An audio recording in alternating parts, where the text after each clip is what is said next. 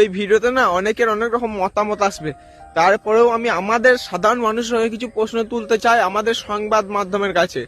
যদি আমাদের সংবাদ মাধ্যম এতই ভালো হবে, তাহলে 180টা দেশের মধ্যে আমাদের সাংবাদিকতার মান 151তম স্থানে কেন?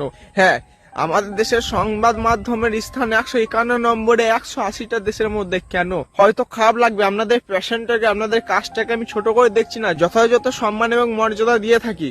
তো আপনারা যদি সত্যি আমাদের হয়ে ভালো ভালো প্রশ্ন তুলেন সরকারের কাছে, ভালো কাজের জন্য আপনারা এগিয়ে আন, তাহলে আপনাদেরকে মানুষ আঙ্গুল তুলছে কেন? তো আমাদের দেশের 4 নম্বর স্তম্ভ সাংবাদিকতা, সেটার মান যে এত খারাপ জানা ছিল না। তো আমরা বিশ্ব দরবারে আমাদেরকে কিভাবে রিপ্রেজেন্ট করবো একটু বলুন তো। আমি না অনেক সময় আমাদের হয়ে প্রশ্ন করি, তো আমি নিরপেক্ষ হয়ে প্রশ্ন করি সমস্ত সরকার যারা ক্ষমতায় আছে তাদের কাছে। তারপরেও আমি গাল খাই। হ্যাঁ, আমাকে এমন কিছু মানুষ গাল দেয় যারা অশিক্ষিত। শিক্ষিত কোনো মানুষ আমাকে গাল দেয় না, তারা সবসময় আমাকে সাপোর্টই করে যে তুই ভাই